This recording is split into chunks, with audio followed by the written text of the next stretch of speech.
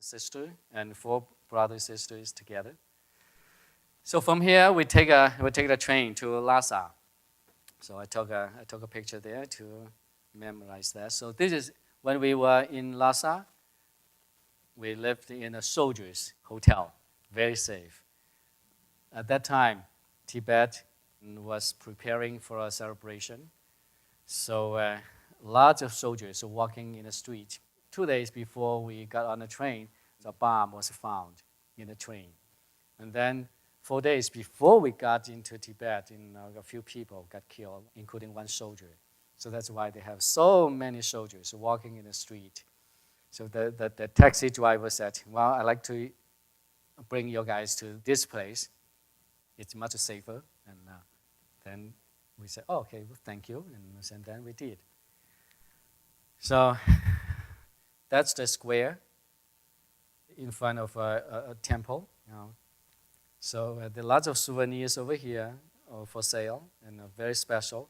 So I got only a couple hours. So I immediately thought about the conference. I said, wow, I need to bring some gifts for my friends. So I asked my brother, please ask them anything. Just put into my backpack. So 2 backpacks and holding all this heavy stuff. Then we carry inside the temple. And it's beautiful. Inside this temple, there's a life-size Buddha statue. This life-size Buddha statue is the most important statue in Tibetan Buddhism development. It's the only one in the world that old and that sacred. So when I was visiting the living Buddha said, after chatting with me, and they said, well, when you need to gold paint the Buddha, the life-size Buddha. What does that mean is, you get the real gold, grind it into powder, and then paint the statue of Buddha. That was the biggest honor of all my life. I will never forever forget this one. And this is exactly 1 month ago they did that. No matter how rich you are or how important you are, even you want so much, you had so much money, you will not get a chance to do that, especially invited by a living Buddha to do that. So I was invited to do that. I said, but I know Tibet's situation was not good, and what can I do? Then his assistant said, I will help you. So I gave a little donation, and with my friend's help, when the celebration was over, and he personally went to this temple from Xining to Lhasa. It's 25 hours by train. So he got over there and he did it. So that night, exactly 1 month ago, in a formal night, and he did it, and I did a long, long meditation, sitting from 9 o'clock till 6:30 in the morning, because that was the daytime. It took a whole day to paint it. So I really felt my life is so blessed, and I am so loved. And this energy will last forever. It will continue to grow. So inside the temple, you see how beautiful it is? And the roof, it's just so magnificent. We are not allowed to take pictures facing the square because a lot of soldiers marching there. Many soldiers and without uniform standing over there, and they said, you don't take pictures and here, but we can take pictures for you, facing this direction. They're very, very nice people. When I was first over here, look at all these soldiers, and I said, oh my gosh, cultural revolution started again, But after talking to these people, these soldiers, they're so nice. They completely changed everything. So we enjoy our trip over there so much. So now that's the Dala, the Budala temple, over there. We are not allowed to get inside because of this sensitive time on this trip. So I think that is good. So again, I find a good excuse to go back next time. And here is again in a square. If you pay attention to this picture, you might still see a couple soldiers walking around. Then after one day over there, we wanted to spend a few more days in Tibet, but because of the situation like that, we left Lhasa and we went to Chengdu. This was a surprise, and a good surprise, a good change. The Chengdu, that's the place where I meditated in cave. So I didn't plan on this trip to go that place, but we make a good decision. Right after we got over there, my brother reminded me, hey, today is your birthday.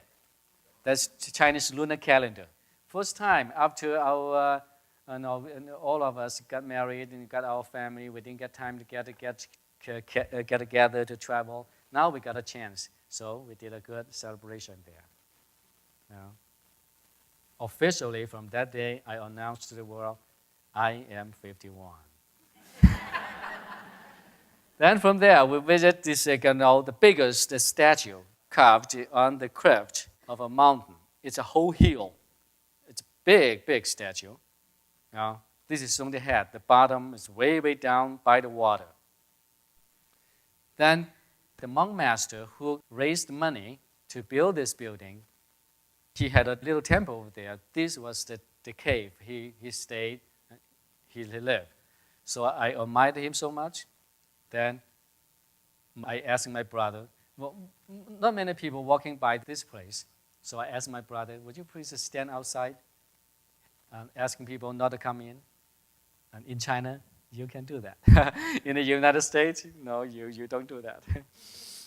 So I meditated inside. It's very wet, very cold inside, but once I sit down, whoa, the energy inside is just so outstanding. My whole body like sitting on a fire. I was sweating just like running 100 miles. Look at the energy there. When I came out after half an hour, I was sweating from the top to the bottom. So then we went up to an important mountain called Emei Mountain. It's another very spiritual mountain and a Buddhist temple. This is called Gold Building, and this is called Silver Building. And we burn incense, and see how beautiful. Look at that. So this is one of the most important spiritual centers in China. It's almost equal important as like a Shaolin. Then after that visit, we all had our own thoughts. Look at that cloud, shifting around. So it's just the energy there. So magnificent. All right, now here you have fun with this one. You can enjoy the fresh air after finishing a civilized urinating. What is that? So let me explain to you. In China, there's so many naughty kids, including big kids. When they use bathroom, and they just think, go close enough, all right, and mess around. So these people try to be nice to everybody, so they put a sign out there in front of each section.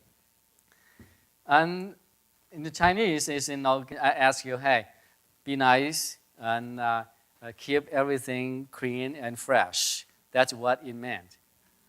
So now this maybe college students from English department just graduated, and they try to do a good work, announcing, telling people what they should pay attention to.